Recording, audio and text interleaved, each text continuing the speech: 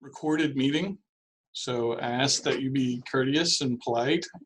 This meeting will be posted on the City of Franklin's website sometime tomorrow afternoon probably, or sometime on Monday. We'll try and get it up as quickly as we possibly can. There is a link on the city's website for neighborhood meetings, and you can forward that link to others who may not have had the chance to join our Zoom meeting tonight. But again, it is a recorded meeting, and I just ask that you be courteous, which I know you will be. This is a proposal of the Cross family, who owns the property at 1190 Lewisburg Pike. The property is approximately 52 acres in size, with access off of Lewisburg Pike and Crossway on the west side of the property. The property is currently has a policy in Envision Franklin of large lot residential. Large lot residential policy dictates lots that are 1 acre in size and preservation of environmental and natural features.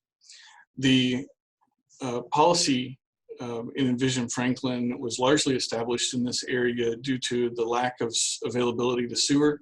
1 acre lots require septic tanks. But as you'll see to the north on Lewisburg, there's also single family residential policy. So large lot residential policy is not the only policy that is on Lewisburg Pike. And we're proposing a policy change from large lot residential to single family residential. In single family residential policy, we're able to meet more objectives and goals of Envision Franklin with lot size diversity.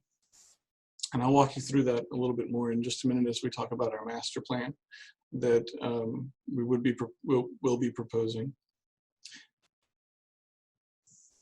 The property shown here in blue is just north of Henpeck Lane. With the construction of the Williamson County Middle School, Legacy Middle School, a sewer line is extended across just south of Ellington Park to where the Henpeck Market was for the elementary school and the middle school to connect to it. This is a City of Franklin sewer line. The City of Franklin and Williamson County have a joint agreement to cost share in the construction of that sewer line to benefit the schools. With the construction of the schools, they'll also be installing a traffic signal at Henpeck Lane and Lewisburg for additional traffic control at that intersection. This gives access to the Cross's property down Lewisburg Pike's right-of-way to the new sewer line that's installed with access to the, that's being accessed by the schools. So the property that we're proposing and the homes that we're proposing would have sewer to the City of Franklin, and that is a part of why we're asking for annexation to be served by the City of Franklin. Talk a little bit about annexation. There were several questions that were emailed to me about the new annexation laws, and these laws have been in effect for a couple of years now, changed by the state legislature. And according to that state law, the City of Franklin may only annex property when a property owner specifically requests annexation into the city. So if you're not requesting annexation to the City of Franklin cannot annex your property. Now, the urban growth boundaries still exist, and this property is within the urban growth boundary, and that's why it is included in the long range plan of the City of Franklin with the land use plan. We had a question that popped up. How will they tap into the sewer line? It seems like they would either have to go down Lewisburg Pike or through the stretch between Douglas Glen and Durham Manor. The sewer line will be extended within the Lewisburg Pike right-of-way and would go from the property all the way down to where it would tie into the new sewer line extension. And how far would it extend? Just that distance. I'm not sure what the distance is off the top of my head. So the This is the existing site. There are currently 3 homes on the property that are here today. We're proposing that all 3 of those homes would remain. These dark green areas that you see shown on the map represent hillside, hilltop overlay protection areas that the City of Franklin establishes not only in Envision Franklin, the land use plan, but also in their zoning. So this is a zoning overlay that would protect that area. The HHOs are established where there are either slopes that are greater than 20%, or where there is a potential that there may be slippage soils. And so we want to make sure that we leave the tree canopy in those locations and we're protecting those hilltops. Several of you have asked about the trees that are along the property lines. We have full intention to leave those trees exactly the way that they are. Those trees add a benefit and add value to the future development by leaving them exactly where they are. There are a few trees that are here in front of the home that faces Lewisburg Pike that we may have to remove, but every tree that we can leave on a lot adds value to that lot. And leaving those trees on the lot makes those lots more desirable for future homeowners as well. So as a planner and landscape architect, we really prefer to work with the existing terrain, to work with the existing topography and leave trees where we can. Several of you have also asked about a fence that is along Douglas Glen, and we have hired a survey team to do a boundary survey of the entire property. So I don't have probably as much information as several of you would like regarding where the boundary is and how that fence is in relationship to the boundary, but understand that it's an issue. I understand your questions, and the Crosses and I will be continuing to work toward finding out really exactly what that relationship is and where that property line is. This is our proposed master plan. We are proposing 45 homes on 52 acres. The master plan does follow the guiding principles, several of the guiding principles of Envision Franklin, with the preservation of the natural features of the site, providing open space buffers, and preserving tree lines along the property boundaries, offering a range of lot sizes, and this property and these lots will connect to the gravity sewer system at Henpeck Lane via Lewisburg Pike right-of-way. Features of the plan, we are proposing a total of 0.86 homes per acre. We do have smaller than 1 acre lots proposed on the plan. They're proposed on the interior in the valley of the property. Along the outside edge, specifically adjacent to Douglas Glen, these are all lots that are at least 1 acre or greater in size. We are proposing 2 acre lots in the back adjacent to Oakwood Estates. This hillside line is seen on the map right here, and the new homes proposed would have to be outside of that and in front of that. Now, they would still have ownership of the existing tree canopy or land behind them, but the home would have to be in front of that line. So we would be preserving that hilltop. Adjacent to Durham Manor, we're proposing a 120-foot landscape and open area adjacent to the neighborhood. We do have some open space areas here that we're going to be using for our stormwater. And the City of Franklin requires the first inch of rainfall that falls on the property to be infiltrated down to the ground, one for groundwater recharge, but it also creates a cleaner environment. So we incorporate rain gardens and bioretention areas where we use shrubs and native grasses to help clean and purify that water. We use deep-rooted plants that allow for the water to be infiltrated down into the ground.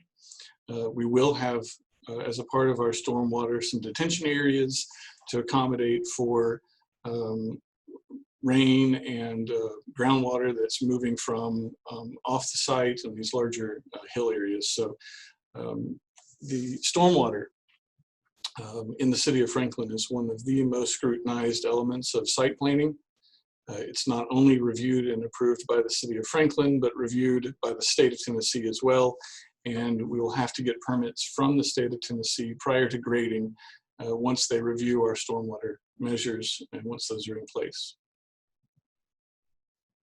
The City of Franklin zoning ordinance was just adopted this past year, and it requires that we provide off-site connectivity to all four boundaries of the site: north, south, east, and west.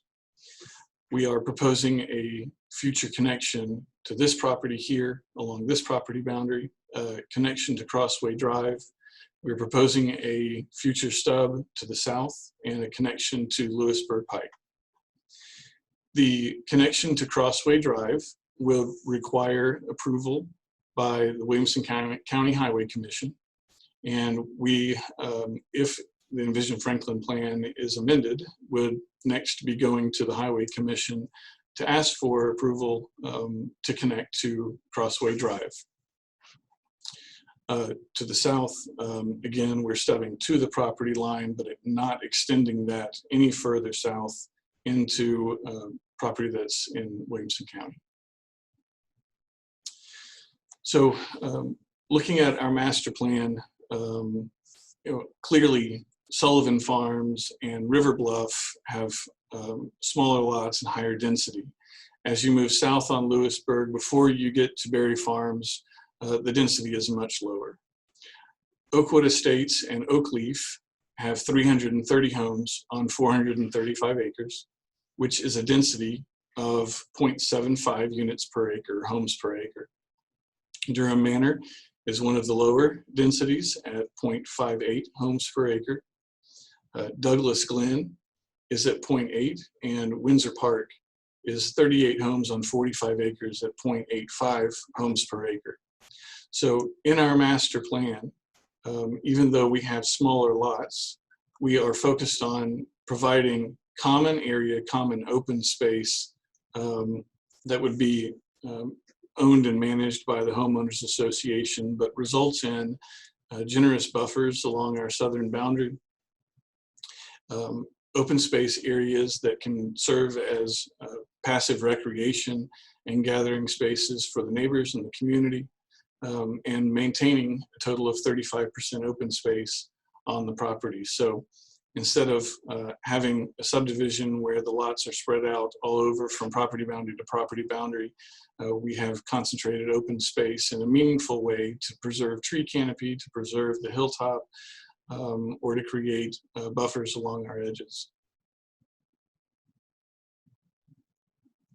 I know a lot of you are asking questions in the chat, and I promise you I'm going to go back and we're going to address each question one at a time. So if you think of something, write it in the chat and we'll be able to come back to it. So there are multiple road improvements that are being planned on Lewisburg Pike, in addition to the traffic signal at Henpeck that the county will be installing here in the near future.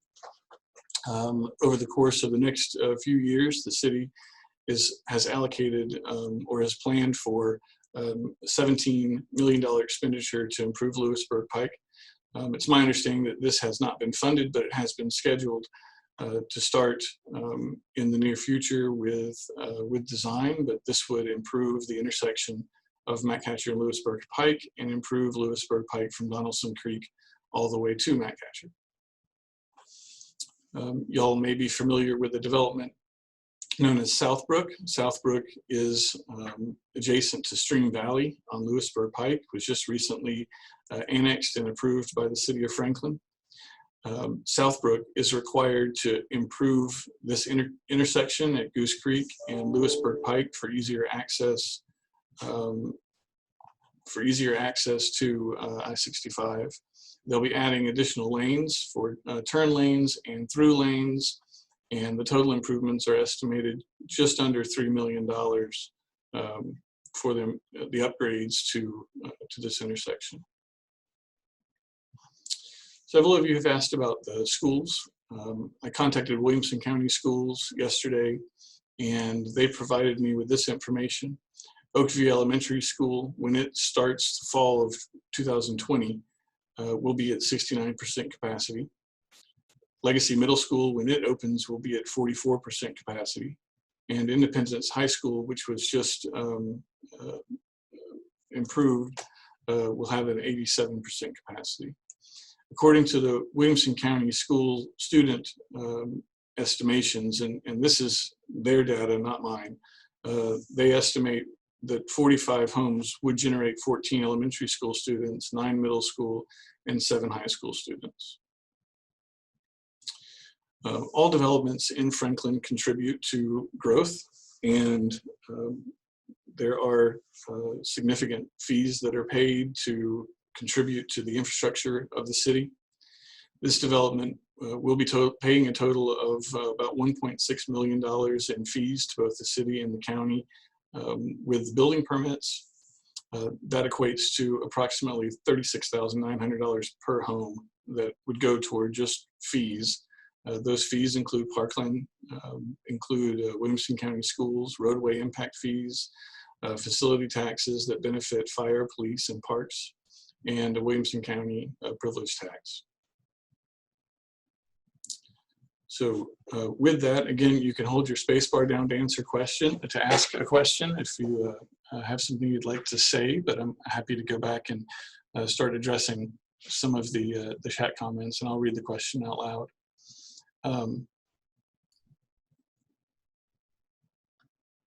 Hey, Greg, yes, sir. I'll just start with the last question we asked. Sorry. Oh, that's fine. I'll jump on somebody else's question, but the last question, the last issue brought up was capacity for our local schools. Our local schools are going through a pretty big change. I question the 87% capacity that you offer for Independence with the new restrictions we'll have in place. How does that really affect it? I mean, are we talking COVID capacity or new capacity? How do you really regulate the new capacity of schools that will be affected by a new development where you could go from, you're saying 87%, but if they have to actually space them out correctly, you could be exceeding, 3 digits.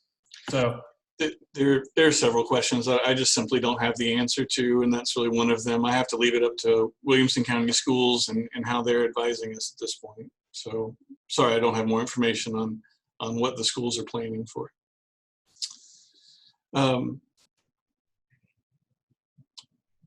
So going back to the sewer line on Lewisburg Pike with the connection to the Henpeck sewer line, will there be a sewer main down Lewisburg Pike? Yes, the extension of the sewer main would be along Lewisburg Pike within the right-of-way. The sewer line would not cut through Durham Manor or cut through any of the neighborhoods. How long does it take to construct the new sewer line? I'm not exactly sure on that. My guess would be probably about 2 months of construction for the sewer line. Can you designate the trees that will be removed? Again, we're going to try and save as many trees as we possibly can. Looking at our master plan, we do have a road that is coming through in this area closer to Lewisburg Pike. We're anticipating that there may be a handful of trees that might be removed as that road would be extended. Again, we're planning to save the trees that are along the southern property boundary. Hey, Greg, it's Damon again. Quick question for you. There's a light that keeps being mentioned on the corner of Henpeck. Is that something that the developer is taking care of, or the city is taking care of? Is that a mandate? How does that work to have a light installed at the end of the very pretty light? Yes, you got it right there. Sure. How does that work? Who pays for that? The county is paying for that as a part of the construction of the school. As a part of the construction for the middle school. Okay. And the second part of my question is, you had that, I believe it's the purple line, that's the sewer line.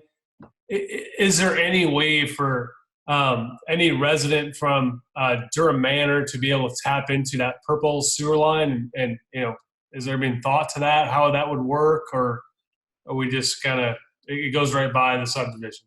Sure. The purple line that you're seeing here really is just to highlight where Lewisburg Pike is. We noticed on the black and white background that was a little bit difficult to see. The sewer line will go from the entrance of the property down to the sewer line at that connection. So that's the run for the sewer.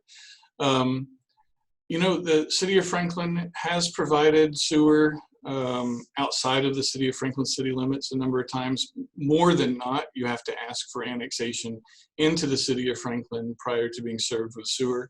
But that is certainly a question that you can call to the City of Franklin Engineering Department and ask them that. You can follow up with them. We have a question. Will you be adding trees? I'd like to comment.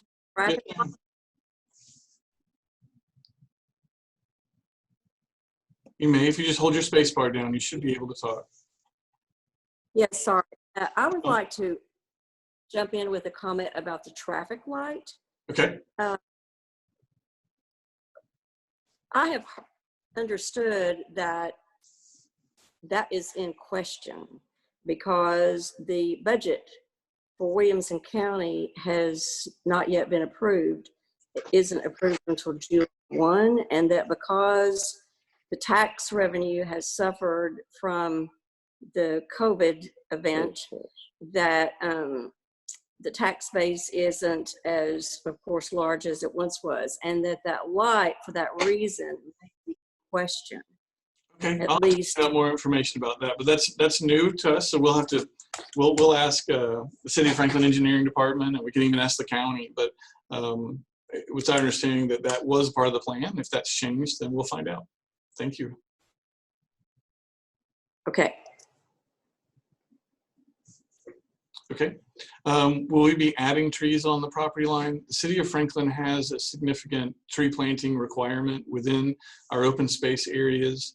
Along the property line sure is a great place to add additional trees. The homes within this community are planned to be between 1.2 and over $2 million each sales price. And it's my understanding that they would probably like to have the additional landscape buffering behind their homes as well. So yes, I would assume we would be planting more trees along those rear property lines. Well, I guess going back to that, I mean, sorry, this is Damon again. I don't mean to interrupt. You can. I'm sorry, I'm terrible at this. You're fine. This Zoom thing. But earlier you said you couldn't designate trees that weren't going to be cut down. How can you validate trees are going to be put up to make sure that we have enough tree density along property lines if you're not designating trees being cut down versus new trees being put up? That just doesn't make sense. Go ahead. Yeah, right now we're doing an Envision Franklin plan, having that discussion. There's a whole another process for rezoning, and we're pursuing a plan development. A plan development would have to be approved by the board and mayor and alderman. When that plan is approved by the board and mayor and alderman, it becomes the zoning. It becomes the plan. And associated with that, we can include a landscape plan along that buffer that BOMA would review and approve, and it would be associated with the developer's responsibility to provide. I'm happy to meet with Douglas Glenn at the appropriate time to review that landscape plan with your community, with the neighbors that are directly behind us. But we have no problem committing to adding additional landscape and committing to the neighbors on what's going to be planted there. I don't see that as an issue. Yeah. I'm going to read some more of the. I'll read some more of the comments here. Hey, Joe, you're on mute. You want to talk? You're on mute, bud. Yeah, hold your space bar down if you have a question or you want to speak. Yes, this is Joel Peavy House. I live adjacent to the big open space green area. Okay. West side there.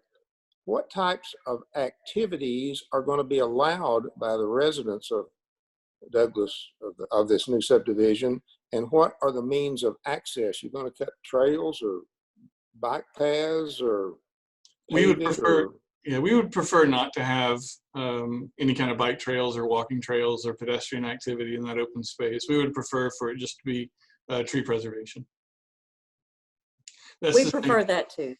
Okay. but what's to keep people from commandeering it and doing things? I mean, what's our recourse then? They're having a wild Well, extravaganza it's private. on our property. It's private property, and I mean, it's the same recourse that you have today. If one of your neighbors decides to start going across the Cross's property, you know, it's not a, it's a private area. Will it be an HOA? And maybe even something that's alluded to. Will it be an HOA managed area? Like Absolutely. what is that open space designated as? And like, you know, to Joe's point, how do we ensure that it stays an open space, it stays wooded versus, you know, well, we hope it doesn't do this. Hope it doesn't. Is there any type of oversight or, you know, community regulation that ensures that the open space remains open space, no bike paths, no horses, no golf carts, no bikes, that type of thing, that it remains open? Like, how does that area of open space get governed once the builder turns it over to the community, if they actually do? Sure. Well, we can add those commitments onto the development plan that we're submitting to the board, mayor, and alderman. That is the developer's intentions, and might as well put them on paper and have the board, mayor, and alderman approve that with the associated development plan. If regardless of who the owner is of a piece of property that's greater than 1 acre in size in Franklin, you're required to get a tree removal permit before you cut any trees down. But in this particular area, we can be very prescriptive as to what the intent is about that open space, which is to leave the trees, to leave it an open space, and to not have trail access. Greg, there are quite a number of deer that live basically in that green area there, and wild turkeys. And it won't take very many people prowling around through that open space there to doom them. So I think that we'll leave them in private. Preserve. We'll leave them in private, and I'm sure that the homeowners that are along this stretch of road would, you know, also serve as, eyes on the street, more or less, to watch and make sure people aren't back there. We would have no legal leverage over any activity that goes on across that fence. Okay, well, the HOA would, and so would the residents within this neighborhood. Greg, I guess my fear is I have lived in many situations similar to this, because I have always chosen this kind of residence with at least a back for privacy. I have seen people run 4-wheelers and that kind of thing up and down hillsides like that. Something needs to be put in writing so that that never happens. Yeah, and that's what I was saying. The development plan would be the appropriate place to address activities in an open space. Okay, please see to that. That would be great. Yes, ma'am. And that would be a public document once it's submitted, and y'all are welcome to review it. But I don't think we have any issues committing to something like that. Greg? Yes, ma'am. It's Trudy Bird, and I'm a new resident. I'm really not in Douglas Glen neighborhood, but we've just purchased a historic house around the corner that backs up to the school. And I'm concerned, you know, the Envision plan speaks very specifically to trying to preserve green space and hillsides and vistas that make Franklin so lovely and unique. And I'm thinking of the lovely drive from downtown Franklin out to our neighborhood. And in looking at this plan, there are a half a dozen houses that back their back sides right up to, we're going to lose that lovely hillside that's just beyond the driveway. And it's all going to now be houses backed right up to the road. And I think there's a huge difference in driving past Sullivan Farms and driving past some of the newer subdivisions that back it right on up to the road. And I'm just wondering if there's anything that's being addressed with pushing those houses inward and preserving that lovely hillside just to have some green space and black panel fencing. That's what Williamson County is known for and why people come here. Thank you for bringing that up. I failed to talk about these. Homes on lots 2 through 5 Right. will be required to have an 80-foot front yard setback. Each one of these lots is 100 feet wide by 220 foot in length. They're going to be accessed off of an alley from behind here to a garage that would be in the rear. They actually would front onto Lewisburg Pike, just like the homes across the street. But the city wants us to have access management and access control on Lewisburg, so they won't allow us to have these driveways off of Lewisburg Pike any longer. So they'll have a driveway behind them. But these homes and the front porches will all face to Lewisburg Pike. Lot 6 is about 200 feet in length, or But width. what's the setback off of off of Lewisburg Pike? Yeah, It's not, you know, I'd love to see the houses set back 200 feet off of Lewisburg Pike, but that still feels awfully close and awfully, you know, it's just, they're not the wide lots. If you go on down beyond Douglas Glen and you look at those lots that are wide lots and setback, maybe this is the same setback, but having them only 100 feet wide is certainly not the same feel of that pastoral setting. Anyway, that's fine. We'll continue to look at that. That's important. We want the right tone on Lewisburg. right. Greg, can you hear me? My name is I sure can. Greg. My Yes, name sir. is Gary Shirley. Okay. I'm wondering, you said that the city requires 4 exits, 1 north, south, east, and west. And this southern road that dead ends right into that undeveloped property, do you know where, since they're wanting access out of there, do you know if they have already plans of how that's going to be set up and where it's supposed to connect? I do not. I do know that stormwater leaves the property right here. And in our very preliminary meetings with the City of Franklin Engineering Department, it was recommended that we align the road here for, you know, potential future development that would front onto that road. And engineering department and planning department are both mandated to follow the zoning ordinance, but make the best decisions that they can according to where the topography and the terrain are. So we are working with those departments on that alignment, but there Okay. would be no road going south unless this property owner here requested annexation into the city of Franklin. So I really don't have much more information on that particular piece of property other than that. I have a comment about that. Yeah. But the Crossway Drive goes into Oakwood, which is not annexed, so you can connect the roads, correct? Here, well, if you're connecting a city of Franklin road to a county road, we have to get approval from the Williamson County Highway Commission. So say if somebody got an approval, could you claim right away and connect the road? If someone got approval I'm from the talking about Highway the- Commission, yes.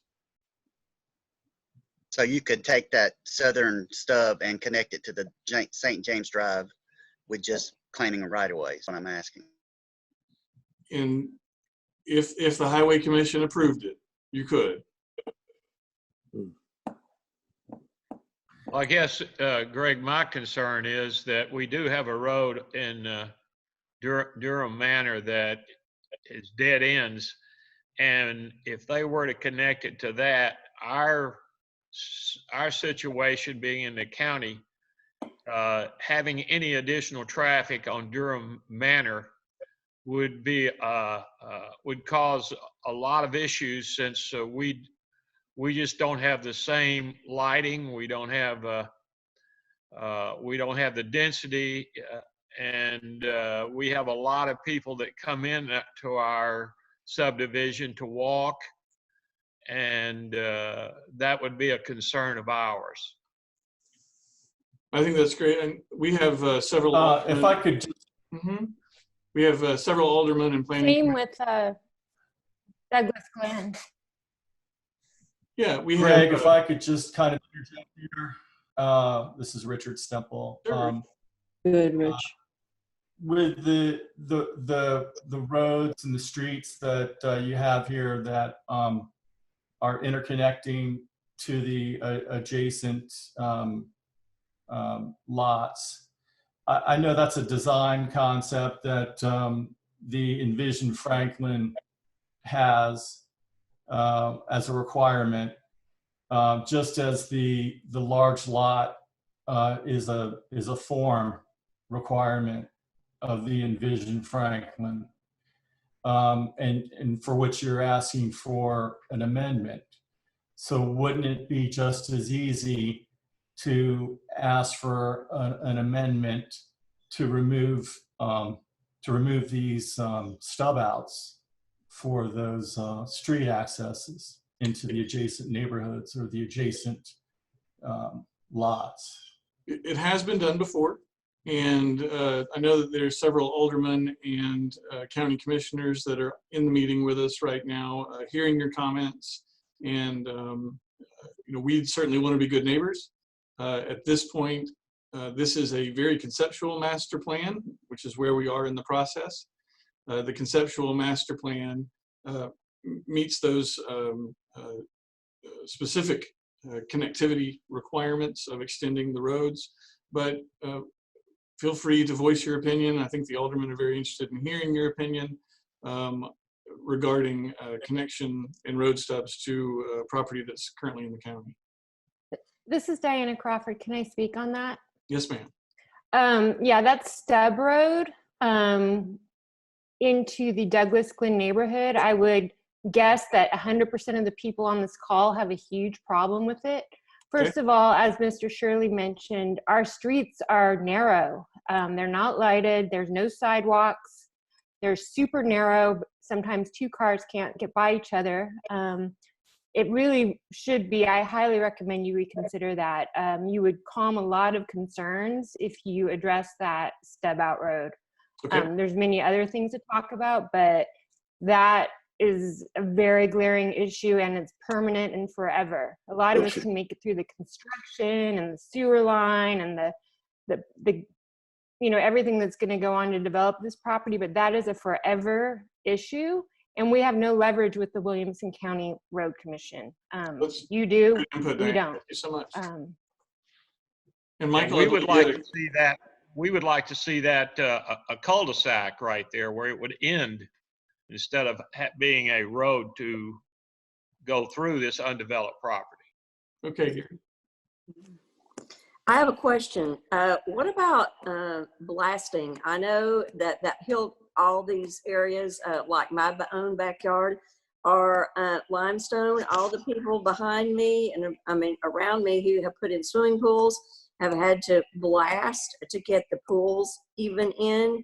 So are you looking at blasting any? And if so, what protection are you going to give us as property owners so we don't have damage to our homes? Sure. I don't know if we're going to need blasting or not. What I will tell you is that the Crosses currently have 3 residences on this property, and they are spread out. They want to reduce any damage to their own house. They completely understand your concern if there is blasting. We believe that we've designed the road through here to follow within the valley and have very little contour change. We'd like to follow the exact contours of the land and not do a lot of manipulation. It's in the developer's best interest to allow the architecture to fit appropriately on the lot with crawl space, et cetera, as opposed to going in and manipulating the land to a degree that might cause problems with the existing homes that the Crosses have. They want to protect their assets, and that's going to be very critical to them. Well, it sounds good, but like to Herman's point, They just put it in the middle school. There was a significant amount of blasting. There is limestone in the soil. So I guess my question back to the developer is, have you done any type of soil testing to understand what you're digging through before you start the project to ensure that there is no blasting that disrupts the homes around the development? Sure, no, fair question, and it needs to be done. With the construction of the middle school, they cannot have a portion of their parking lot greater than 5% slope, which is completely different for a residential development. They had to take. No, my question is, has a developer done any type of soil testing and a type of digging or blasting needs to be done to create these residencies? Yeah, not yet. We have not done that test yet. It will be done, but it's a little early in the process for us to pull together geotechnical information. Greg, you might check with the Williamson County School Board and see how many 1,000 pounds of dynamite they had to use I believe to it. drill and blast for the new Sure. school. It's a massive All building. this property. They have a Hi, this massive is Mike. building for sure. Hey, Greg. Yes, This is ma'am. Hillary Hack. I'm in Oakwood Estates, and we've talked some already. Sure. So my question is, in talking about construction, where are you planning for a construction entrance? Just like Douglas Glen and Durham Manor, we're a county road in Crossway and Castlewood Drive, not lit, no sidewalks, and definitely not conducive to any more traffic through our neighborhood. Construction access will be off of Lewisburg Pike. Okay. I just Right. have another question about the possibility of blasting. Since you're a developer, I haven't done research on this, but I guarantee you I will. But what recourse do homeowners have if damage does occur to our homes during a blasting process? Have Sure. you experienced situations like that where damage has happened, and how do you work that out? Sure. I recommend that prior to the start of construction, you photograph every room in your house, photograph your ceiling, so you have documentation on the state of your house prior to construction. All blasting companies are regulated by the state of Tennessee. They're not regulated, they don't have a business license with the city of Franklin. They are regulated at a state level. Take those photographs and provide them to your homeowner's insurance company and let them keep them on file and keep them documented.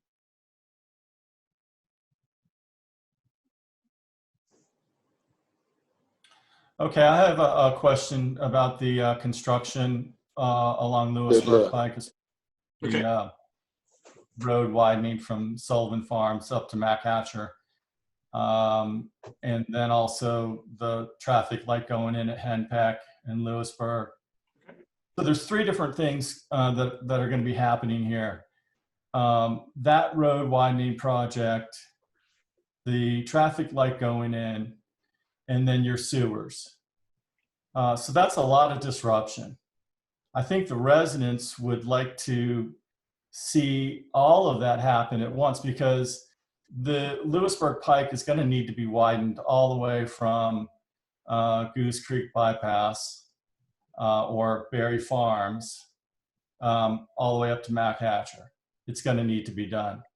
So I think all the Yes, they residents are. would like that be done at one time and have just one disruption, have the sewer lines run, have the road widened, and have the traffic lights put in, or the traffic light put in at one time, before the development proceeds. Sure, and I don't have control over the timeline of the traffic signal at Henpeck, nor do I have control over the timeline of Lewisburg, but I will tell you that it will take us about a year to a year and a half to go through the full process with Franklin before we have a grading permit, which would align with some of the city's work on Lewisburg Pike. So it very well may be that they perfectly align together. The one piece I'm just not sure about, obviously, is the traffic signal at Henpeck. If that's no longer a part of the county's plans, we need to find that out. Has there been a traffic study done, versus the having a stoplight at Henpeck versus not having a stoplight at Henpeck and adding all these homes? Well, I believe that they did an analysis when they did the school to determine the warrant for the traffic signal. No. Usually when there's a development, there's an independent traffic study that's done. So are you saying that the developer has not conducted an independent traffic study to understand the amount of traffic that's going to be added to Lewisburg Pike that's going to congest Henpeck or those lights? Sure, it's not required for a land use plan amendment. It may be required for a development plan. It is typically required when you have 100 homes or more. Since we only have 45 homes, it may not be required, but we know that we need to split traffic. So that will certainly be something we'll be discussing more about as we move forward. So it's a no. You guys, there's no traffic study done. There's not a traffic study done, and it's not a requirement for a land use plan amendment, not at this time. The city of Franklin will not be voting on this plan at this time. That's a future meeting that would probably occur a few months from now. Why wouldn't you do a traffic study? I mean, you don't drive these roads every day. We do, and it's already horrible. There's already people that are getting into major accidents in all directions of Henpeck Lane. Like, why wouldn't you do a traffic study to compel the city or the county to install that traffic light? I've thought for a year a traffic light has been needed. I can't even imagine what it's like when Envision, is developed. It's going to be really dangerous. Well, I'm not saying that we're not doing a traffic study. What I'm saying is that it's not a requirement of this portion of the plan review, I mean, that's another thing that I think that would cause, ease a lot of our minds is, besides the Steb Street going into Douglas Glen, the traffic light, because being able to get in and out of our neighborhood safely, which is already difficult, would ease a lot of people's minds. Okay. Well, that's good input. Hey, Greg, I have another question for you. Yes, ma'am. This is Hillary Hatcher in Oakwood Estates. So in the plan features, it says that 2-acre lots are located along Oakwood Estates. That's only the case for one side of Crossway. That other side of Crossway is not 2-acre lots, and that backs right up to Oakwood Estates.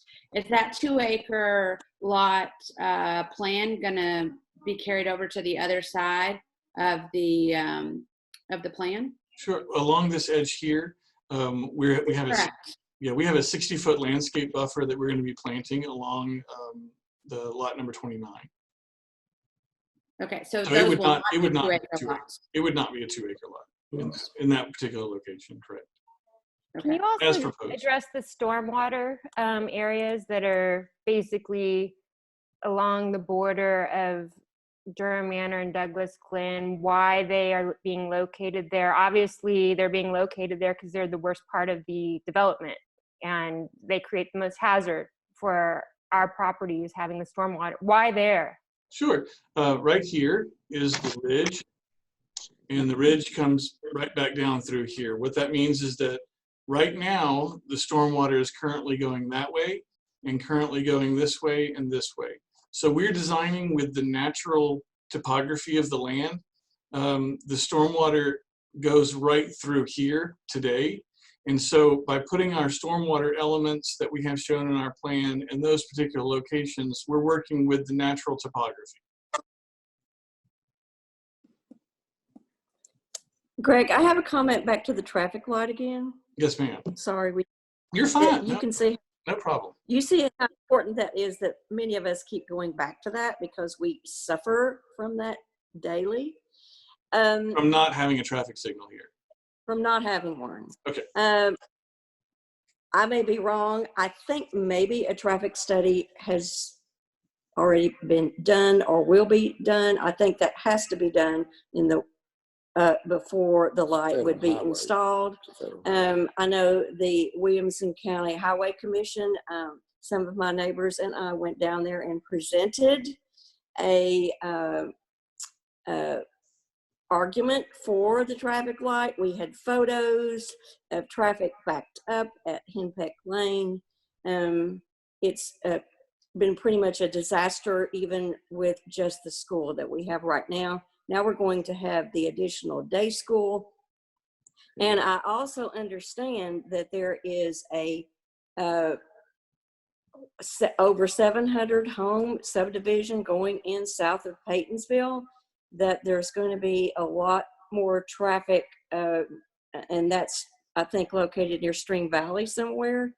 So I don't know who is developing that or if you're involved in that, but my suggestion is that all these developers get together and figure out how to contribute to a traffic light, because we know that the traffic light is at least $500,000 to put in. I've already had information on that, and that has to be allowed for in a budget. So if some people would like to chip in some money for that, maybe that would work very well. But to Herma's point, I mean, I've been muted a couple times, so hopefully I don't get muted again. But You're fine. to Herma's point, like, you haven't, I mean, we talked earlier that the group that you represent have not conducted a traffic study yet. There's another group that's building a subdivision across the freeway, which will add to traffic. No one's conducted a traffic study yet there. At what point does the two groups come together to look at a traffic study that impacts Henpeck Lane, Lewisburg Pike, Paytonsville Road? I mean, there has to be a point where somebody goes, common sense, you can't keep building to maintain a traffic on a 2-lane road. And you said you haven't conducted one. I know they haven't conducted one. So when does that happen, that someone gets common sense of when is it time to stop and look at it? Do we have enough infrastructure to support new builds? Sure. They do have traffic analysis done for Southbrook, which is the neighborhood you're talking about. They have done traffic analysis and traffic studies for Berry Farms. They have done a traffic study and analysis for the new school. No, but City of Franklin. Greg, I don't want to cut you off, but I asked you earlier, you said you guys haven't done it yet. And so has there been a traffic study done with the new development? And has there been a traffic study done with the development that's building across the way that's going to be in conjunction with everything else we're experiencing? So I get your development, so that's a piece of the traffic. Once there's a new development on the other side of Paytonsville Road, there'll be a new added burden of traffic. So how do we account for both at the same time? Because we're residents here. We can't account for just yours. We need to account for both. Sure. So what traffic study has been done that accounts for both? It's normally done after, if the land use plan amendment is approved and we're moving forward with a development plan, it's normally done at that stage in the development planning process. Too late to stop it. Is that when it's too late to stop it? No, sir. No, sir. So how do we stop it, Greg? How do you stop what?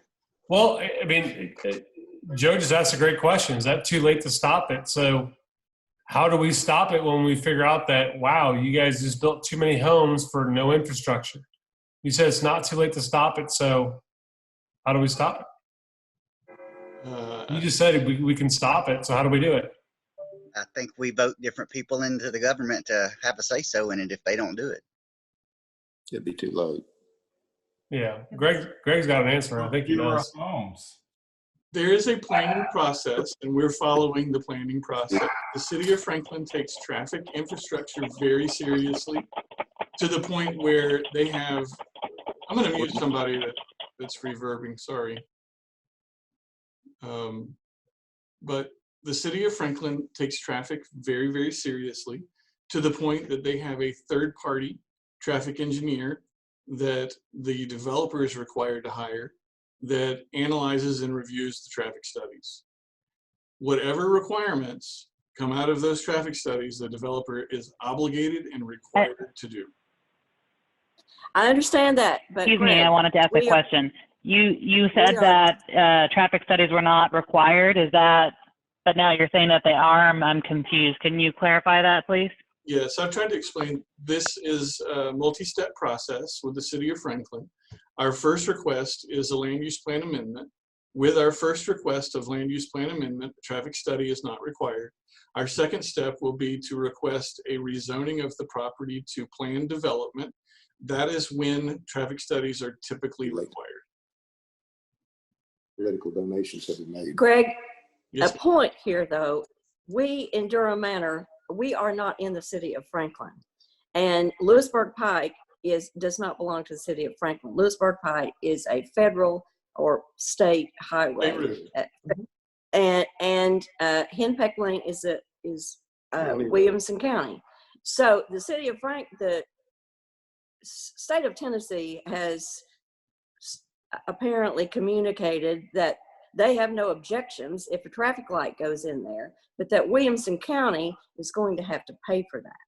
And my point is that I don't know where Williamson County is going to get the $500,000 to pay for the traffic light that goes in there if we don't have any tax base to go back to and pull that out of, because the tax base has declined.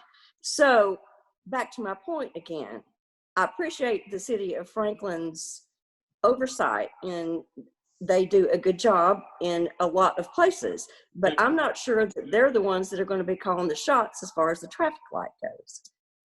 all Williamson County roads, state routes, City of Franklin roads are taken into consideration with traffic studies.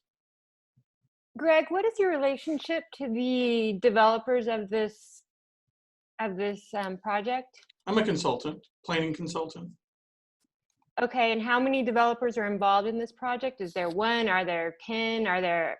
And It's the Cross family. The crosses. Okay, and you are a consultant to the Cross family? Yes, ma'am. Okay, and I guess that's it. Bessie, Bessie Hester had a question. Mm-hmm. Oh, one question. Are all the homes going to be brick, or are they going to be different elevations? They'll all be custom homes. So we would not prohibit stone or potentially hardy board siding, but lasting materials are critical. So Hester, you had a question? Thank you, Greg. I just wanted to mention that it is a high priority with Williamson County, with the Highway Department, and with your county commissioners to get a traffic light in at Henpeck Lane and Lewisburg Pike. The cost of putting in a traffic signal has to do with all of the traffic studies, environmental studies, sight distance studies, water drainage studies. We are having to work very diligently to keep our tax certification at the same level this year. We do not wish to raise taxes. So I am, as your county commissioner for District 2, am very much in favor of the traffic light. I will lobby for this traffic light. I have lobbied for years. Unfortunately, the traffic signalization is very expensive. Anyone can just tell, anyone who's lived in this area knows sight problems with Henpeck Lane and Lewisburg Pike. We're just trying to work on this, and please be patient. It is something that takes many steps to do, and we are working very, very hard to do it. Thank you. Thank you, Commissioner. Greg, I have another question. Yeah, sure. Have you discussed any future development with the surrounding property owners that you have the road stubbed out into? Such as, I guess, the Beatties to the north or the Robertsons to the south? There's been some interest of potentially doing something here many years from now, and that particular property owner was amenable to having a road stubbed to his property. So that would be in essence phase 2. Oh no, we're not planning any additional phases for the crosses. What you're looking at is the Cross family's plan. Hey, Greg, everybody's been talking about the stubs and all that, but no one's asked the question about the Crossway Drive into St. George's Way intersection on Lewisburg Pike, which has already been an accident-laden mess. So we've already talked to the people in Windsor Manor. We've already spoken to the state because Lewisburg Pike is a state highway, and they've already said that you have to have a certain number of fatalities before you can have any kind of turning lanes. So it doesn't look like on your plan you're proposing turning lanes in any direction. And people are coming off of that hill, coming down. A lot of tractor trailer traffic, and we've already had some bad accidents. When are we going to see a turning lane, actually 2 turning lanes put in to Lewisburg Pike to protect this new interchange? Because your Crossway Drive is going to see a whole lot more traffic than 45 homes. All those homes out of Oakwood that want to go south, they're not going to continue to go up to Bowman Lane anymore. They're going to cut through that new road. Durham Manor, I imagine, cut back through that new road to go down to Berry's Farm. So all of these things need to be taken into account. I know that there are councilmen on the call. That's really why I'm bringing this up. I think your plan looks nice. I just think you need to put in some turning lanes there on Lewisburg Pike, or there's going to be some real bad accidents there. There already have been. Yeah, we'll certainly bring that up to our engineering team and discuss that with the City of Franklin engineers. I'll pull the traffic accounts, accident accounts from Williamson County Sheriff's Department and see if the City of Franklin has any information on that as well. Thank you for bringing that to our attention. That's important. Greg, have you driven up and down the road during different hours of the day? I mean, you're aware of the dip that comes off of Henpeck Lane where it dips way down. There are severe accidents there all the time, and it creates blind spots for us getting in and out of the neighborhood. So, okay, I'll ask for the traffic reports there as well. Thank you. Craig, can I ask what is the minimum estimated value of the homes in your project and the maximum values? Sure. We're anticipating a range between 1.2 million and just over 2 million per house. So you're going to put $1.2 million home on those tiny lots? Yes, sir. that sell-through hasn't really worked at the nature retreat development, has it? I'm not familiar with the nature retreat. I'm not sure that it's on. It's Nature's Landing. Nature's Landing. It's on Lewisburg Pike. Yeah, $900,000 homes on small lots, and they're not selling. Of course, nothing's selling right now. Greg, this is Don Beatty. Would you address the questions I emailed you earlier? Sure. Number one. And number two, regarding the road stubbing into the back of our property. For the record, we had no knowledge of this until 2 weeks ago. Okay. So there's been no pre-approved from our perspective, and absolutely no discussions prior to 2 weeks ago. Yes, sir. And this is a great platform for you to voice your opinion on how you feel about the road as well. As I mentioned before, we have several aldermen and county commissioners on the meeting with us. It is a requirement of the City of Franklin zoning ordinance to stub roads to the property lines, especially where there is undeveloped property, and that property is considered undeveloped by the City of Franklin. I understand that, but you said that there was consultation with the owner, and there has not been prior to 2 weeks ago. But would you address my questions I emailed to you earlier? Yes, and you said, what do you expect the price points to be? I believe we addressed that. The size Right. will probably average around 45 to 5,000 square feet each. Will the price point be applicable to houses built on small lots as well? Yes, absolutely. Do you plan to include landscape buffers and buffer zones for privacy along property lines? Yes, we absolutely do. Okay. I'm mainly, I'll be selfish here. I'm mainly interested in my property line. So what do you intend to do along my property line, which includes lots 32 through 45. Sure, we plan to include there a 20-foot landscape buffer zone, and those homeowners would be allowed to put up privacy fences. A landscape buffer zone, what is that? It'll Yeah.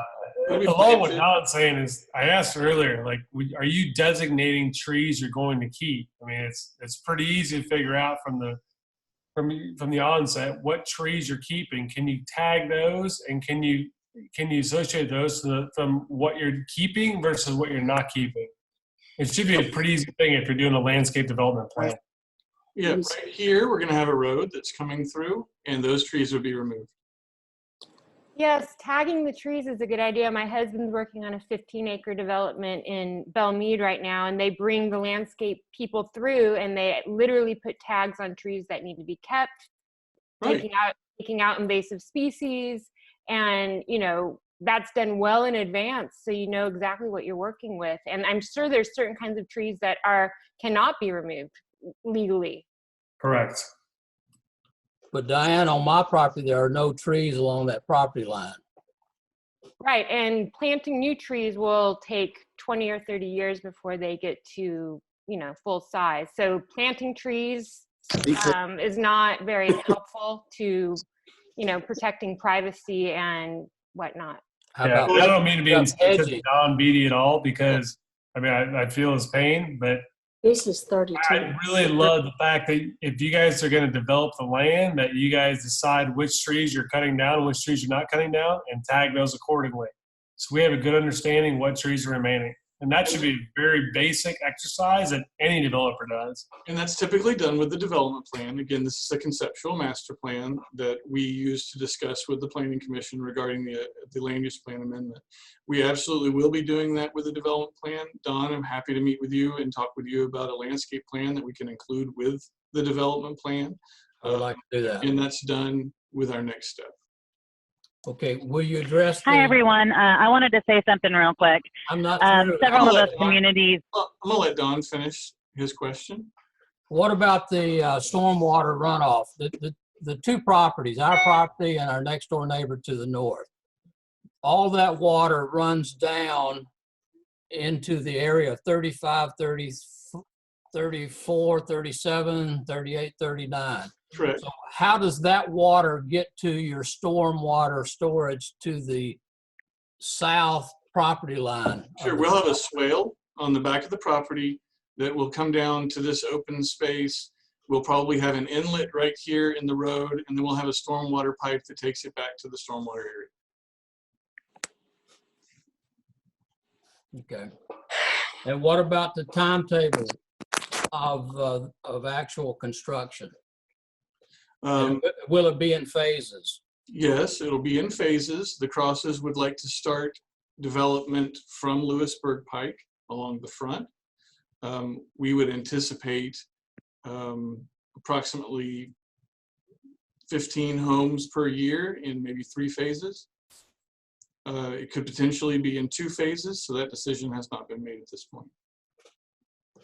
It seems to me that this is also loosey-goosey. I mean, we need to have something more formalized. We need to have, when we can, like an in-person official meetings. I mean, it's great that you're answering these questions, Sure. but none of this, the first time we found out about any of this was a random letter in the mail a couple weeks ago, and then just chatter throughout our neighborhoods. This needs to be vetted and formalized. I mean, there are too many people, you're affecting too many people's lives at this point, and potentially creating disastrous consequences for all of us. I'd like to see things get to another level of formality. And we will have multiple neighborhood meetings through this process, and we'll continue to notify you by mail. That seems to be the least intrusive for most people. So if you have emailed me, I have your email address, and I can contact you that way as well. I think May I that make goes a comment along with now? what it said is there's a lot of implications, and there's been a lot of agreement that, like, yes, we'll tag trees, we'll do this, we'll do that. None of this is included in the plan. So when do we see a revised plan before we all meet again? I don't want to sit in front of another committee and go, here's a new plan. We haven't had a chance to absorb it or talk about it or negotiate with it. it just seems like the developer's pushing on a plan and we have to react to it and just throw out questions. It's not really conducive to working through a good cohesive community plan that works for everybody.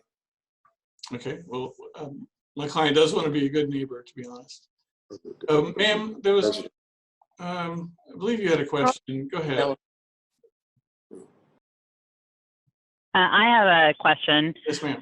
So several of the communities have been speaking outside of this. And so for those of you who have not joined that conversation yet, I did put my email address in the comments, and also it's been going on nextdoor.com so that we can speak amongst ourselves and kind of bring together what it is that we're looking for our interests and be able to present everything all together.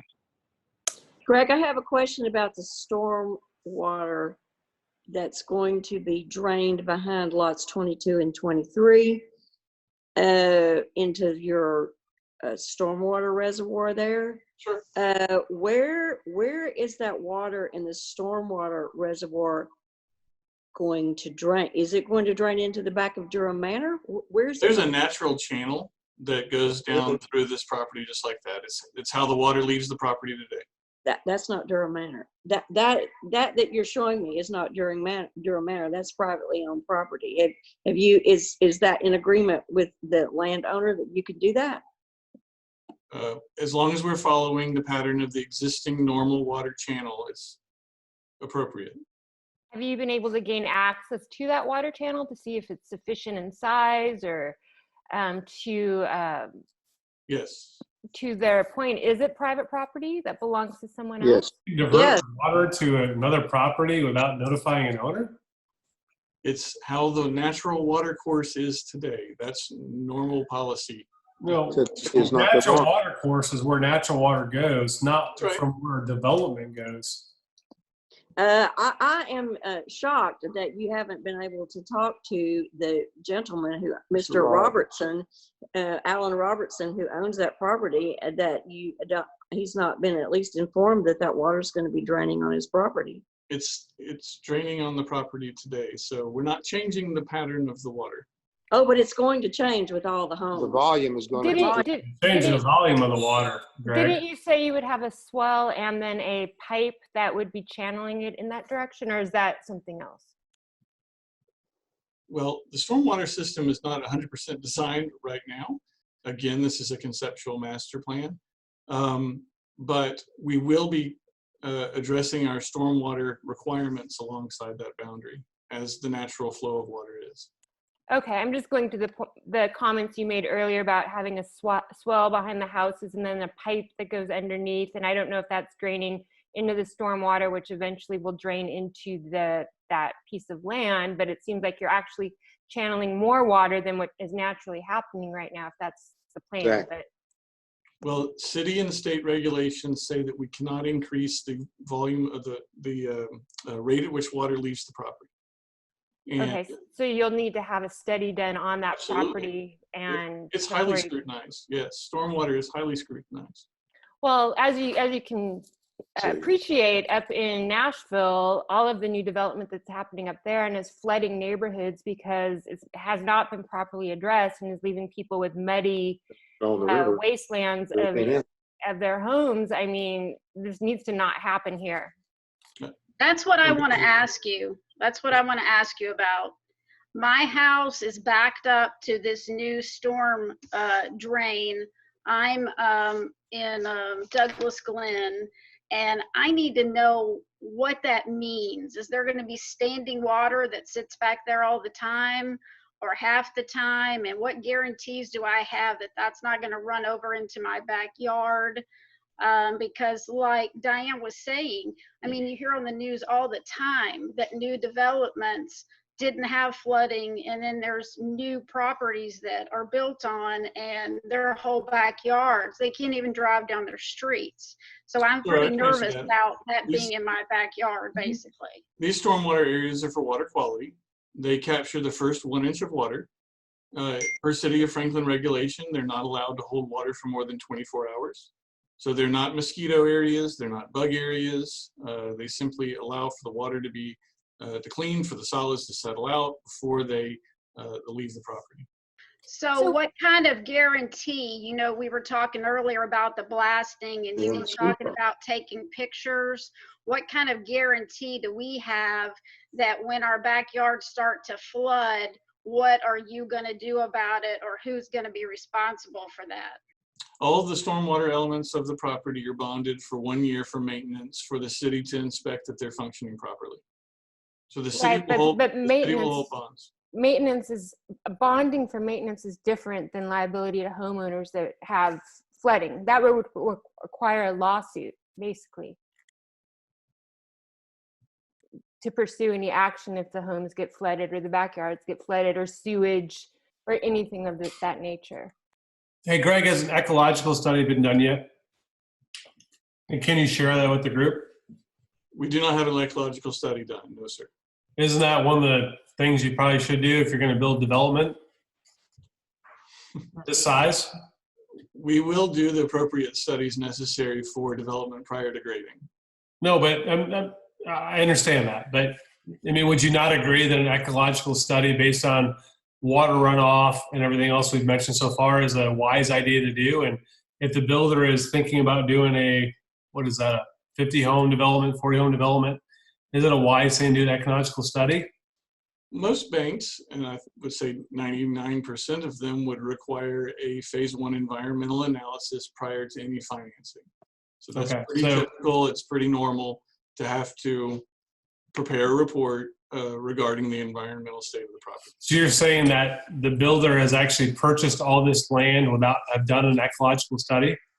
Well, the Crosses have owned this property for years. They developed Durham Manor. I'm not talking about the Crosses. I'm talking about the builder building the land, developing the land. That there's been a development plan made without an ecological study. Is that accurate? I think I addressed your question. We will be preparing studies as needed and necessary for this property. So none has been done so far? We haven't had a need to do one to this point. No, sir. So how are you able to make comments about the water runoff naturally occurring into that plot of land? How do you know that that is the case? Is it just your visual observation, or? Yeah, this is a ridge line right here, and this is the ridge line right through here. We know that stormwater is headed in this direction. We know that the stormwater is currently headed in this direction. We need to plan for some kind of stormwater treatment in that particular location. Right, and we do agree currently right now there is a nice big grassy hill and all the water spreads evenly throughout. But when you install a swell and you install a pipe and you're directing water and channeling water in a certain direction, that it's not going to follow what has been currently happening. I mean, and without doing that ecological study, I mean, how do you know that the amount of water and runoff and whatever happens once you build development will not create problems? Maybe we're talking about two different things. An ecological study would tell you if there are any soils that have been contaminated or okay, well, so I'm not sure tag on to that water study or whatever you want to call it, all-encompassing study of the impacts of water and habitat and trees and everything of that nature. Sure, no, there needs to be a civil engineering design associated with the master plan, and that's very normal. That happens through our design process. Greg, I have a question for you on looking at the stormwater drainage on the other side. I know you keep drawing the ridge line, and I understand that, but the ridge goes, there's also water that goes the other way, down Crossway, over Castlewood Drive, and there is an abundance of flooding that happens. I know you can't see where my arrow is, but if you go straight down Crossway, straight down over Castlewood into the little valley here in Bowman, lots of water that stands there just with normal rain. And so that would definitely need to be looked at, not just going towards Lewisburg Pike. I agree 100%. And this open space area will be utilized for some stormwater. And if it's not big enough, then we need to make it bigger. Okay. I have a non-water question. Yes, sir. This is Jim Britz, Oakwood Estates, and the properties that run along in the middle there on the north side of the street. I guess that's 35 up through 45. What's the size of those lots? They're 85 foot in width. The ones that are in darker color are 100 feet wide. Okay, acreage wise? Say it again. Acreage wise? Just about a third of an acre. each? About a third of an acre in size. Are these single unit dwellings or Absolutely. townhomes or? Single family detached homes, yes, sir. Okay. And I have one last question. I understand that the original proposal here was for homes on 1 acre lots. And now it's a mixed view on this proposal. What was the, I guess the consideration for going to mixed sizes of lots? Because I would think having 1 acre lots would be more consistent with all the neighborhoods around this. Sure, it's really to provide lot diversity. Not everyone wants to maintain a 1 acre lot.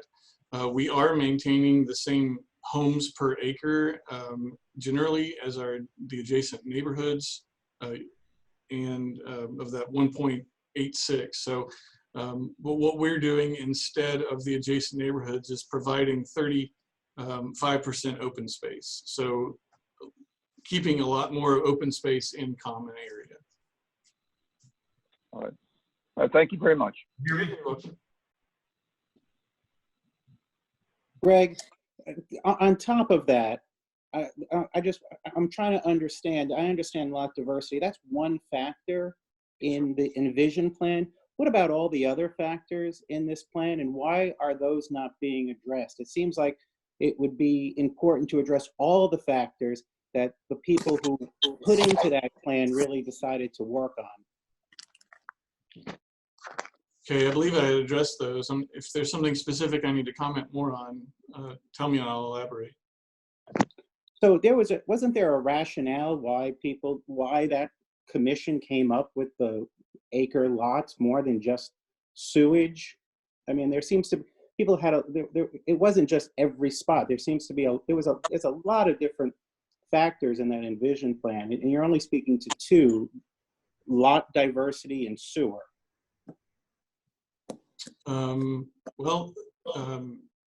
You know, we are required to be contextually sensitive to those existing built neighborhoods that we're adjacent to and along Douglas Glen.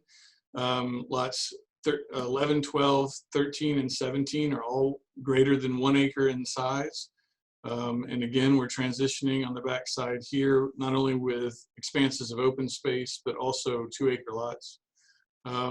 I understand the comments regarding lot 29, and we are providing a landscape buffer along that edge. And I'll be working with Don on his landscape plan here in this location. So transition is important. Greg, I have a quick question. Yeah. I'm at the end of Douglas Glen, and the potential road going through to St. James Drive would be on the side of my property. Okay. What would be the Lot 29. what would be the I guess the buffer zone between that road and our driveway or side of my yard? Is there any specifics if that should go through? Sure. The city of Franklin has 52-foot right-of-ways, and they ask that we locate them along property lines so that there are no spite strips that are created. We've got flexibility on where that road may or may not be located, and you know, if you want a certain distance there, we could probably work with you on that for sure. Well, I'm just worried about, you know, we bought this lot for privacy, and a road down the side of my lot is going to devalue my property while $2 million homes are being built behind it. It sounds like the majority of your neighbors would like for us to propose a different plan to the city that does not show that road in that location. I think that would go a long way into easing a lot of our fears. I think we've heard that. That has been brought up many times. Yes, absolutely. I think the people in Durham Manor would agree with that as well. Yeah, I think we've heard that tonight. So, Greg, I have a question regarding the road coming into the proposed development, where it curves closely to 2 properties, to the rear of 2 properties. What are the plans to, you know, mitigate the noise and, you know, lights from the cars, headlights, and so forth? You know, with those two properties? Sure, we're happy to look at that in more detail. We could certainly include, away from the existing trees alongside the back of the right-of-way, berms, or maybe even a low retaining wall on that location, but adding some landscape through there. We'd certainly address that in our development plan.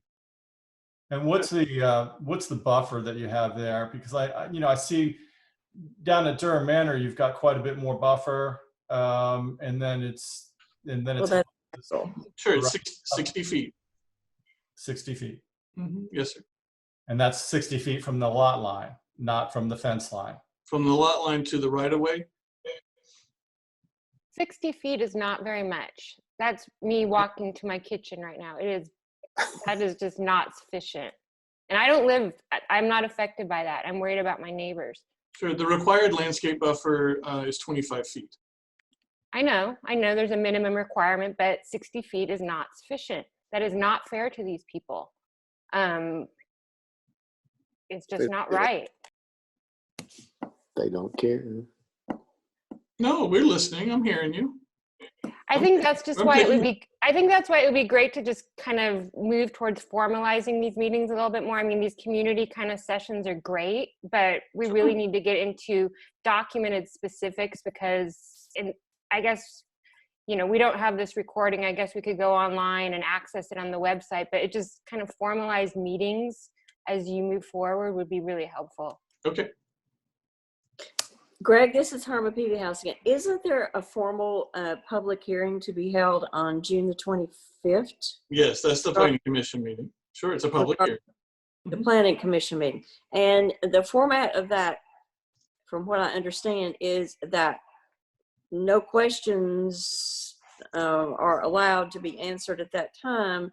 I think the public may speak, which is we can voice something, but there won't be a back and forth. Is that correct? In the recent Planning Commission meetings, you've been able to call in. There's a call-in number online. You can email questions to the planning commissioners, and those questions are read out loud the Planning Commission night for or comments even. You can make comments, but they'll read them out loud at the Planning Commission. Okay, thank you. And also, a quick question about, you mentioned that the homes will be custom homes. Now, does that mean that each person, each resident is allowed to design his own home, or do you have certain builders that are developing this with the residents who purchase the lots? I know in a lot of subdivisions, they'll have a builder or maybe two builders who are in charge basically of building the homes. How is that going to be set up? Sure. What that means is that there will be no speculative homes built by builders, that you'll have buyers who are buying the house. They typically would bring their own builder, their own architect, to design the house on their lot. Would a buyer have to choose between one of three builders? I don't know. Those decisions haven't been made at this time. Okay. Have you done a study compared to other similar types of developments? What's the sell-through period for this? Is it 2 years, 4 years, 1 year? What's the what period? Sell-through period. Like, how long is this full development project from grading to construction to when all the homes are built and sold? What's your timeline? Is it 5 years? Well, the Crosses have expressed that they are more interested in developing the front here than developing the back. So they may wait to develop this area to the back, but 45 homes in Franklin, Tennessee would typically be sold and built out in about 3.5 years at this price point.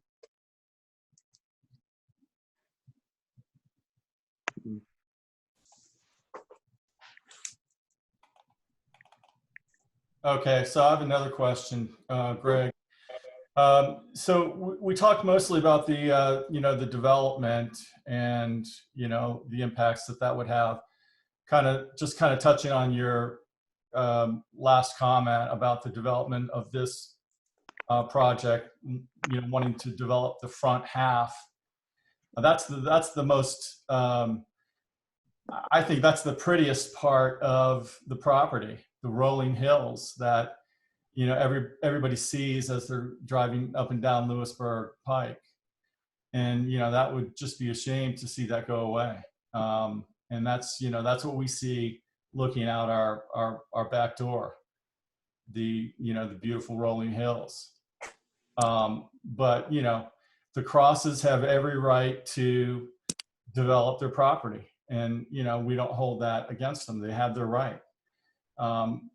We think, and many people think in the area, that it should be within the framework of Envision Franklin. Now, we haven't really talked about annexation that much. And I have a question. Annexation, it doesn't just affect the owner of the property.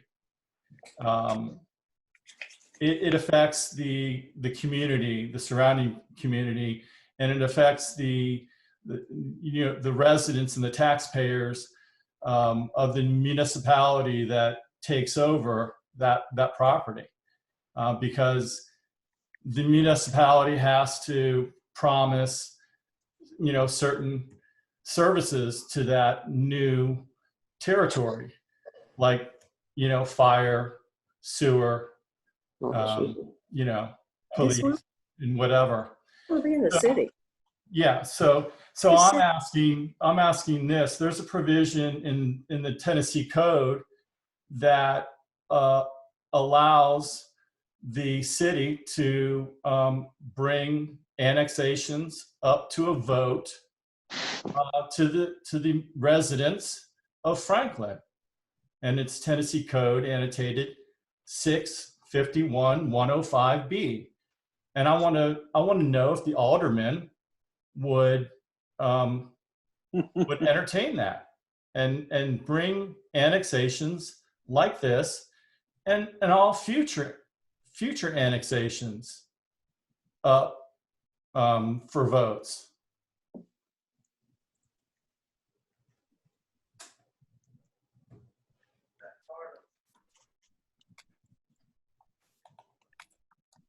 Greg, I have a question. Okay, Don, sure. As a point of clarification, earlier, just a few moments ago, you said that an owner will come in, he'll buy the lot, he'll provide his own builder.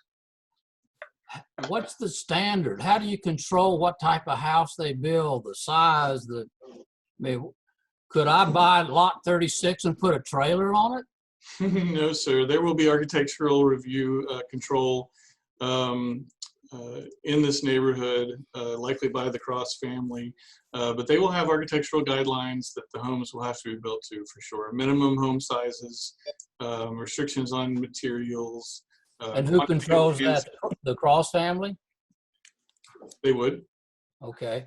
Now, I'm having difficulty envisioning in the lots 35 through 45 what a $1.2 million house is going to look like and how it can fit on such a tiny lot.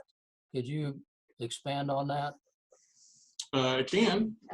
There are areas in West Haven right now where homes are upwards of $2.5 million on similar size lots. Okay, so what you're saying is that this is going to be a mini West Haven. I wouldn't compare it to West Haven, no. I think you just did. No, you said, where could I see lots on 85-foot wide lots? And I gave you an example and a reference. You can see lots built at $2 million. And for those particular lots, yes, they would be in comparison to some of the homes that are built at West Haven.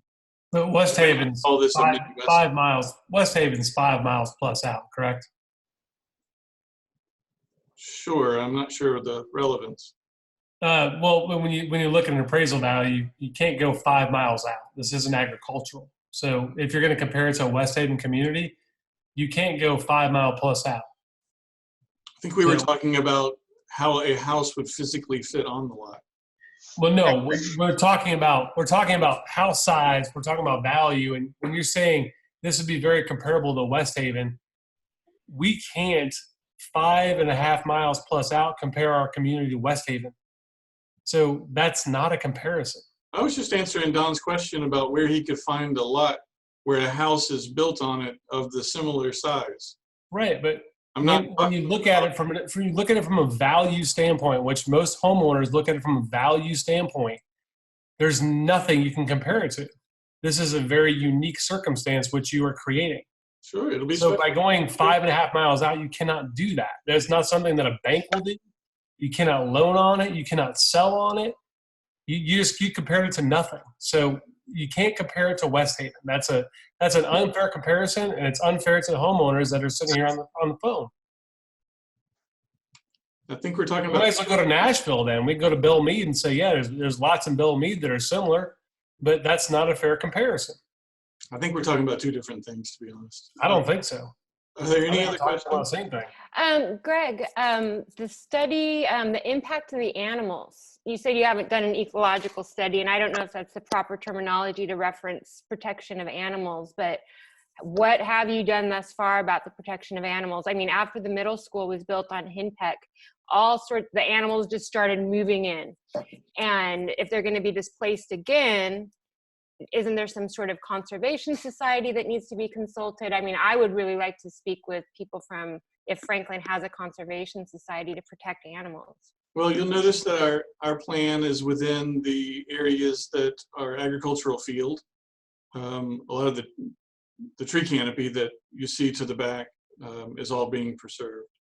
So right, but when you start blasting, when you start doing construction, just by the fallout from that is animal displacement. And I really would like to know if that can be included on the agenda in terms of a study. I'll make a note of it, sure. You know, because in terms of, protection of animals, that ranks pretty high up there in terms of looking at developments, I think, in terms of legal precedent and things of that nature. Hey, Greg, I know this is conceptual concept to get an amendment. Yes, is there an alternative plan to with the larger lot? There's not. This is our preferred approach and our preferred plan. But I am hearing from neighbors that there are certain tweaks we should consider, and we're listening to those. Greg, will the chat be part of the transcript? Because there's a lot of information on the chat that seems like it would be best put on the transcript that normally would occur. I'm sorry, I'm not understanding what transcript. You said there's going to this becomes a transcript for the aldermen, this meeting. The meeting is recorded, and it will be available to be viewed on the City of Franklin's website under neighborhood meetings. And does that include the chat? Because there seems to absolutely, yeah, everything's included, for sure. Yeah, no doubt. So what can we expect from you in terms of formalizing future meetings and, discussions? Well, the Planning Commission meeting on June the 25th is a public meeting. You can certainly weigh in there to the planning commissioners. Following that, we will be asking for a rezoning and a development plan approval. I'm talking about with you. I'm talking about with you. We talked about formalizing and having frequent get-togethers of some sort to as you move through phases of the project and the planning. Like what? Sure. If you would like for me to present at an HOA meeting or have further dialogue at an HOA meeting, I'm happy to do that. Just send me an email and we'll set up a time. And you are the voice of, are you presenting ideas to the crosses? Or you said you were a consultant of the crosses. So just trying to figure out how everyone fits in here. What really gets accomplished when we voice all of this to you? You're listening, but what really happens from here? Like, what do you do with all of these comments that we're sharing with you? You're listening because you have to, and you have to go through that process, but what is really going to happen? Round 5. Sure. Well, we'll go through the comments and determine if there are certain aspects of this that we can incorporate into the master plan.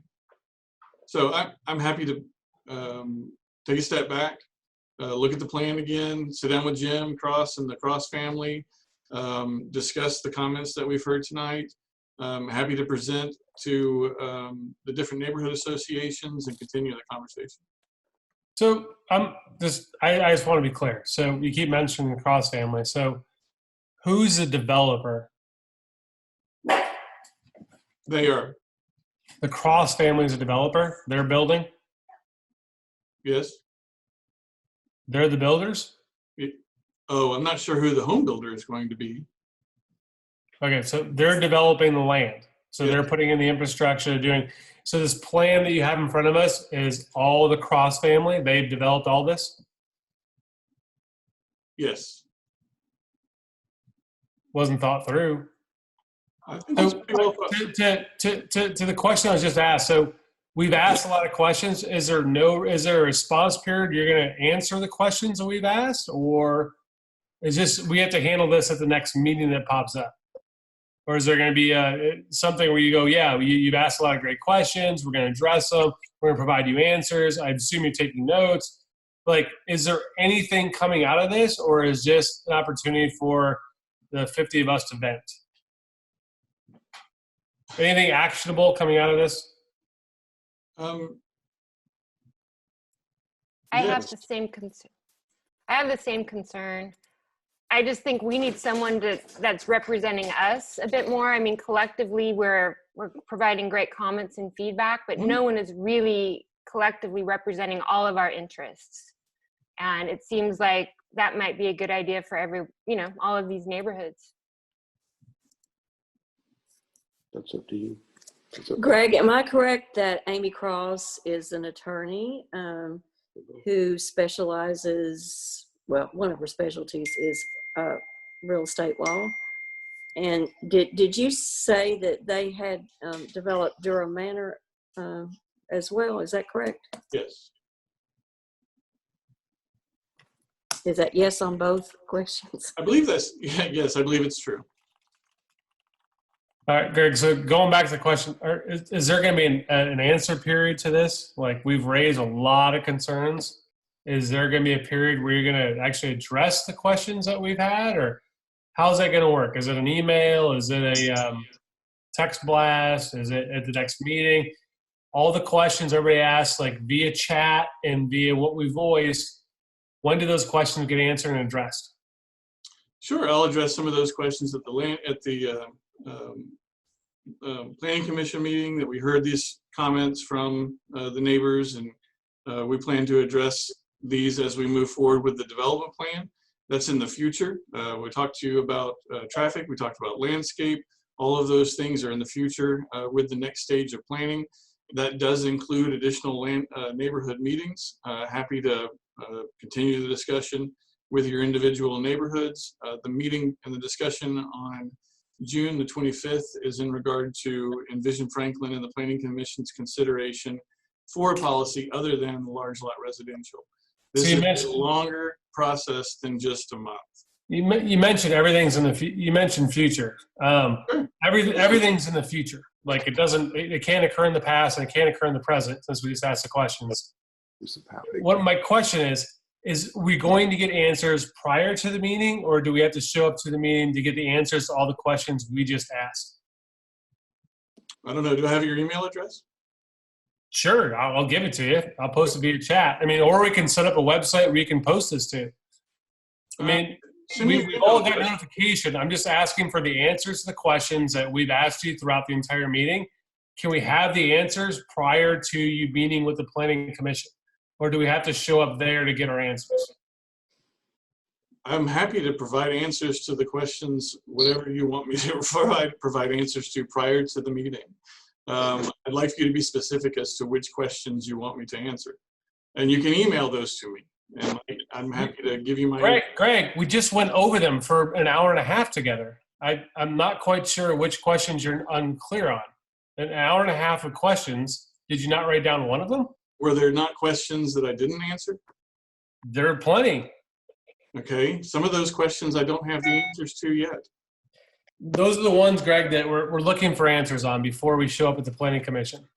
Well, I won't have the traffic study or traffic analysis prior to planning commission. Or environmental plan or I environmental won't have that analysis. prior to planning commission. I think I said that. Hey, Greg, I think you're taking obviously some heated questions from everyone, and Sure. it's not an easy position for you to be in. Do you think it would be a good idea?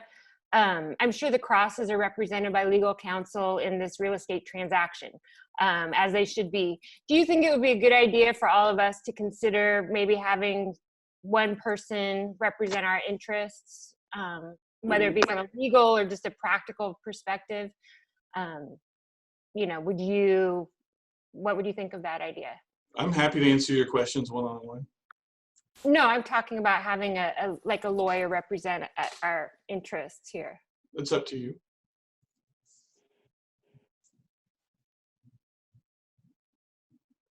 It's something I would highly recommend, but I don't know how my fellow neighbors feel about it.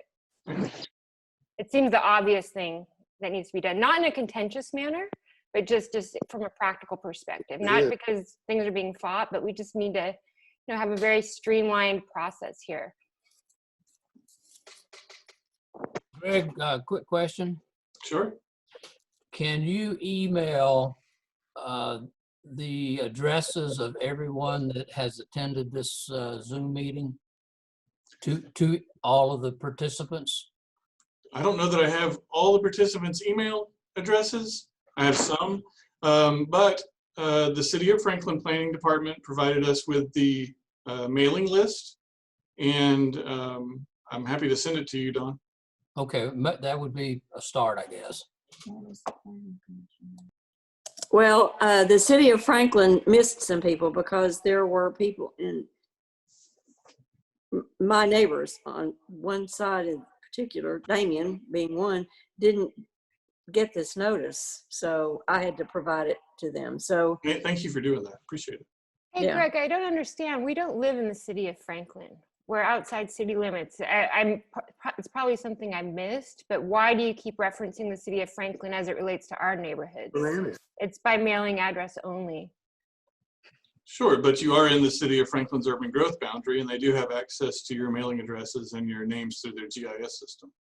Okay, so, but our properties are regulated and administered legally by the city of Franklin. Is that what you're saying?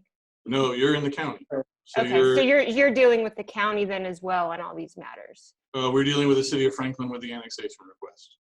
Right. Okay, but as it relates to bordering a non-city of Franklin group of properties, like at what point, where's the dividing line there? I mean, they butt up to each other. So we're not being annexed to the city of Franklin. So I'm just curious, how that works. Sure, the City of Franklin requires us to send mail notices to any adjacent property owner that is within 500 feet of the property line. And the City of Franklin provides us with a mailing list for notification.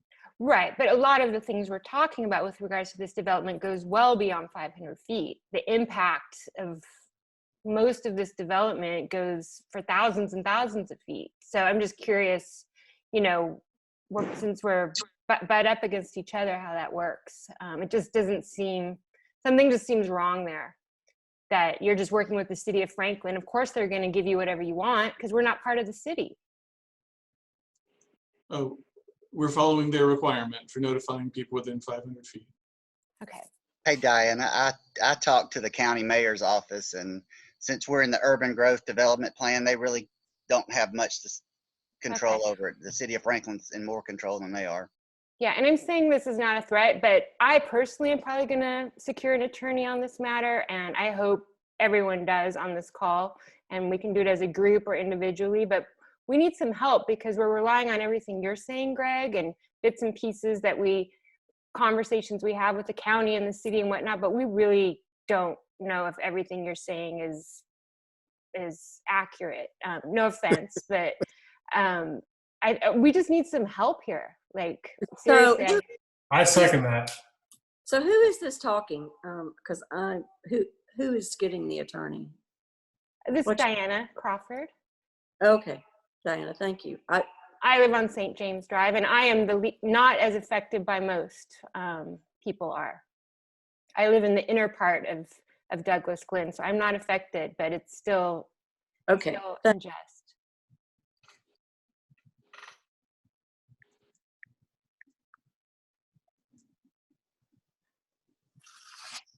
Okay. Are there any Well- other questions? Let me say one thing. And Diana said she was going to confer with an attorney, but let's hope that we don't have to confer with attorneys. Right now, that's an option. And Diana may choose to do that, and others of us may choose to do that. But let's hope that in the end, we all don't wind up having to have an attorney with a bunch of lawsuits and everything going forward, because if we do that, the attorneys are going to be the winners in all this, And they're still going to do it, the project. and the project will probably still be done. So I think it's advisable that we all try to work together and get this worked out to where we all feel like we can live with it. None of us are happy about it, but the reality is it's going to happen. And so we need to work this out so that we all are still able to enjoy our surroundings and our neighbors and be pleased with where we live. Totally agree, Herma, but sometimes you need a voice, and with you know, as small homeowners against a big development like this, it's hard to get a voice unless you do pursue that route. But I am totally with you that it needs to be friendly, cooperative, and just common sense measures that apply. Yeah. And I just want to say finally, Greg, maybe just talk to the Crosses, and maybe there can just be some slight adjustments to you know, this site plan, some slightly larger lots to accommodate, you know, some of our concerns, and maybe some of the changes to the stub outs on the streets, again, to accommodate some of our concerns. And, you know, maybe all the parties involved can be happy. Thank you, Richard. Greg, are the Crosses going to continue to live there? As far as I know. They're not selling their blocked off lots where their houses are now. And their mother's house, is it still going to stay status quo? As far as I know. I don't know anything different.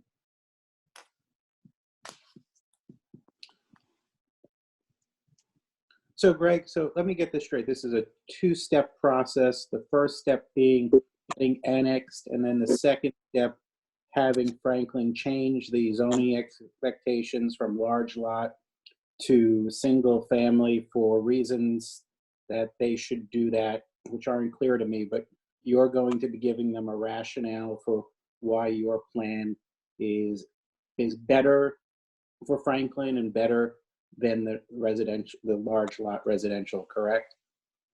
It is a two-step process. The first step is an amendment to the land use plan, an amendment to Envision Franklin, which we're requesting, to change the policy from the large lot, 1 acre lot subdivision to single family.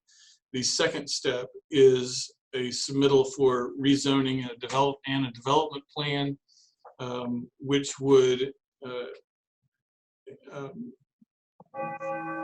be for the entitlements of the 45 single family lots. And so why should the city of Franklin and the citizens of Franklin be conducive to making those changes? It's tax revenue.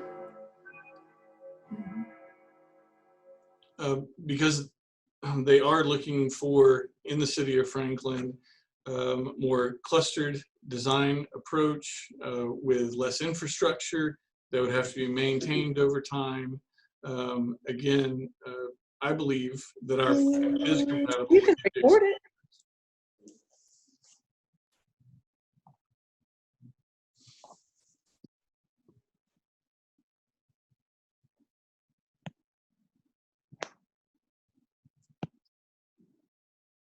Any other final questions? Greg, Yes, ma'am. this is Betsy Hester. May I ask will there be a turn lane on Lewisburg Pike to accommodate Lewisburg Pike traffic to turn into the Cross Plains development or exit out of that development, please, sir? Sure, that will have to come from studies that we will do with the development plan and the rezoning request. Thank you. Greg, thanks for your time. You've done a good job, buddy. Yeah. Oh, thank you, I appreciate that. And y'all continue to email me questions if I have not answered them tonight. Greg, thank you for letting us participate. We appreciate it. Yes, ma'am. Thank you. Thank you.